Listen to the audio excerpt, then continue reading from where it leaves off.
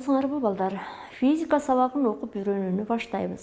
Бүгүн биз силер менен силер күндөлүк турмушуңарда угуп жүргөн энергия деген сөздүн физикалык маанисине токтолобуз. Бүгүнкү сабакта силер энергия жөнүндө түшүнүүңөр калыптанат. Механикалык энергиянын түрлөрү менен таанышасыңар. Андан тышкары маселелер жана тапшырмаларды аткарууга көнүгөсүңөр.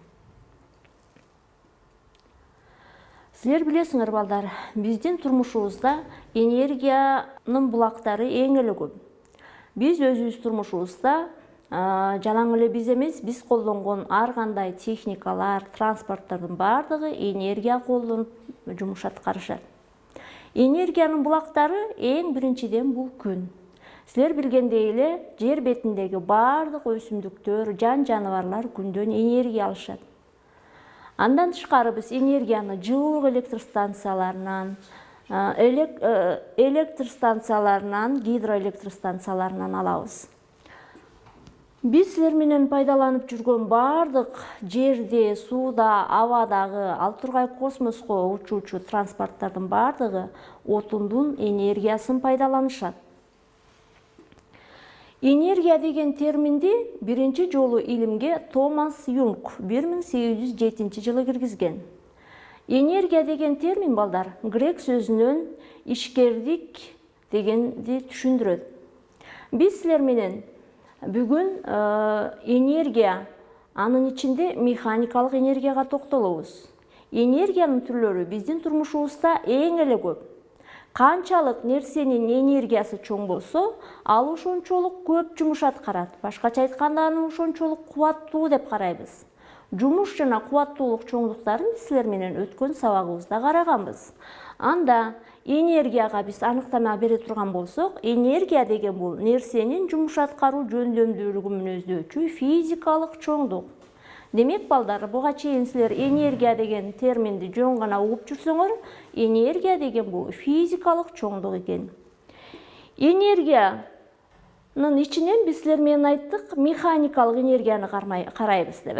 Нерсенин кыймылы учурундагы же алардын өз ара жайгашуусу боюнча аныкталуучу энергия балдар, бул механикалык энергия деп аталат. Механикалык энергия балдар өз ичинде экиге бөлүнөт экен: кинетикалык энергия жана потенциалдык энергия. Энергия деген физикалык чоңдукту биз силер менен тамгасы менен белгилейбиз дагы, анын бирдиги джоуль деп аталат. Себеби биз силер менен айттык, энергия бул жумуш аткаруунун чени деп. Жумуштун бирдиги джоуль болгондуктан, энергиянын бирдиги дагы джоуль болуп эсептелет. Эми биз силер менен ар бир энергияга өзүнчө токтолуп көрөлү. Кинетикалык энергия деген эмне экен балдар? Кинетикалык энергия бул кыймылдын натыйжасында нерселер ээ болгон энергия. Силер механика курсунун кинематика бөлүмүн баштаганда, кинема деген бул гректин кыймыл деген сөзүнөн алынгандыгын билесиңер. Демек, баардык кыймылда болгон нерселер балдар кинетикалык энергияга ээ экен. Кинетикалык энергиянын формуласы ЭК деп белгиленет. Е деген бул энергияны түшүндүрөт, К дегенибиз болсо кинетикалык дегенди түшүндүрөт. Формулада көрүнүп тургандай, кинетикалык энергия нерсенин массасынан көз каранды экен. Канчалык нерсенин массасы чоң болсо, анын кинетикалык энергиясы дагы ошончолук чоң. Андан тышкары, биз силер менен айтпадыкпы, бул кыймылдагы нерселердин энергиясы деп. Нерсе тынч абалда турса, анда ал кинетикалык энергияга ээ эмес. Ылдамдыктан көз каранды болуп атат. Канчалык чоң ылдамдык менен кыймылда болсо, анын кинетикалык энергиясы ошончолук чоң болот. Эми кинетикалык энергияга эмнелер ээ болот? Мына ошолорго токтолуп көрөлү. Силердин алдыңарда шамалдын энергиясын электроэнергиясына айландыруучу түзүлүштөрдү көрүп атасыңар. Шамал деген балдар, силер география курсунда билгендей эле, абанын горизонталь багытта жылышы. Канчалык шамалдын ылдамдыгы чоң болсо, анда калактардын ылдамдыгы, айлануу ылдамдыгы ошончолук чоң болот дагы, электроэнергиясы ошончолук көп болот экен. Же болбосо, баардык кыймылдагы нерселер деп атабыз. Чуркап бара жаткан кыймылдагы кишилер, ушулардын баардыгы кинетикалык энергияга ээ. Учуп бара жаткан ракета, же болбосо андан башка ар кандай учуп бара жатабы, кыймылдап бара жатабы, ошол нерселердин баардыгы кинетикалык энергияга ээ. Энергиябыздын экинчи түрү бул потенциалдык энергия деп айттык. Потенциалдык энергия бул өз ара аракеттенишкен нерселердин энергиясы. Же болбосо силер аны түшүнүп алсаңар болот. Жер бетинен кандайдыр бир h бийиктигине көтөрүлгөн нерселердин баардыгы потенциалдык энергияга ээ.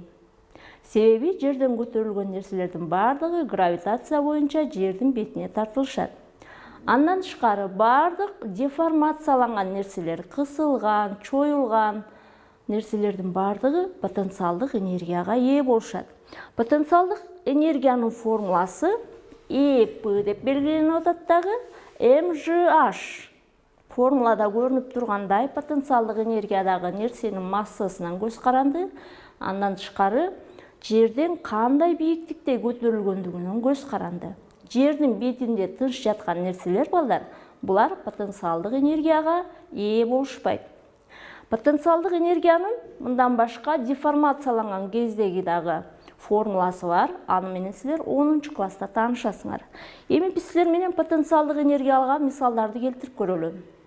Биринчи сүрөттө силер көрүп тургандай, суунун ичине биз топту сала турган болсок, Архимед күчүнүн натыйжасында топ суунун бетинде калкып калмак. Топ суунун бетине чыкпасын үчүн биз колубуз менен басып туруп атабыз. Бул учурда топ менен кол өз ара аракеттенишүүдө. Же болбосо кандайдыр бир жипке илинип турган оор жүк жерге тартылуунун натыйжасында жип үзүлгөнү турганын байкап атасыңар, Андан тышкары силер көрүп тургандай жаанын атып аткан кишини карай турган болсок, канчалык жаанын көп кере турган болсок, анда жебе ошончолук чоң аралыкка учат. Башкача айтканда, биз жебеге ошончолук чоң потенциалдык энергия берген болобуз. Же болбосо силер баарыңар билгендей эле, биз суудан электр энергиясын алабыз. Суудан электр энергиясын алыш үчүн электростанцияларында эң биринчиден сууну топтоочу платиналар курулат. Платиналардын бийиктигине жараша андан алынуучу электр энергиясы да ошончолук чоң болот. Бийиктиктен түшкөн суу генератордун роторлорун айландыруу менен суунун потенциалдык энергиясы биринчи роторлорду айландырып кинетикалык энергияга айланып атат. Ал эми ротордун кинетикалык энергиясы болсо өз кезегинде электр энергиясына айланат. Демек, нерсе канчалык көп жумуш аткарса балдар, ал ошончолук чоң энергияга ээ деп айтат экенбиз. Аткарылган жумуш энергиянын өзгөрүшүнө барабар. Эми биз балдар, силер менен жогоруда айтып өткөн билимдериңерди кандай кабыл алганыңарды текшерүү үчүн кыскача тестке токтололу. Биринчи суроону карасаңар, кайсынысы чоң потенциалдык энергияга ээ дейт? Варианты А. Жер бетинде жаткан кирпич, Б'сы үйдүн экинчи этажынын дубалындагы кирпич. Экөө тең эле бирдей эле кирпич, экөөнүн жайгашкан орду ар кандай болуп атат. Кайсынысы чоң потенциалдык энергияга ээ? Бул суроонун туура жообу балдар, демек үйдүн экинчи этажынын дубалындагы кирпич. Себеби ал жер бетинен h бийиктигине көтөрүлүп тургандыгында. Экинчи суроо. Бирдей бийиктикте жайгашкан бирдей көлөмдөгү болот жана коргошун шарынын кайсынысы чоң потенциалдык энергияга ээ? Демек, эки шардын көлөмдөрү бирдей экен, кайсынысы чоң потенциалдык энергияга ээ деп атат? Бирдей бийиктикте жайгашкан эске аласыңар. Варианттары А. Болот шары, Б. Коргошун шары. Демек, силер билесиңер, болот менен коргошун булар өз ара бири-биринен тыгыздыктары боюнча айырмаланат. Экөөнүн көлөмдөрү бирдей жана бирдей бийиктикке жайгашканына карабастан, алардын потенциалдык энергиясы ар кандай болот экен дагы, коргошун шарынын потенциалдык энергиясы чоң болуп атат. Эмне үчүн? Себеби коргошундун тыгыздыгы болоттун тыгыздыгына караганда чоң экендигин силер билесиңер. Үчүнчү суроо. Кандай шартта ар кандай бийиктикке көтөрүлгөн эки нерсе бирдей потенциалдык энергияга ээ болушат? Демек, нерселердин бийиктиги ар кандай болсо, кандай болгон учурда алардын потенциалдык энергиясы бирдей болот. Варианттары: А. Бийиктегисинин массасы кичине болгондо. Б'сы экөөсү бирдей механикалык жумуш аткарганда. Туура жообу бул экөөсү бирдей механикалык жумуш аткарган учурда гана алардын потенциалдык энергиясы бирдей болот экен. Төртүнчү, массалары 5 кг жана 7 кг болгон ядролор бирдей ылдамдык менен учушат. Кайсынысы чоң кинетикалык энергияга ээ? Демек, эки шардын ылдамдыктары бирдей, массалары ар кандай болуп атат? Варианттары: А. 5 кг ядро, Б. 7 кг ядро.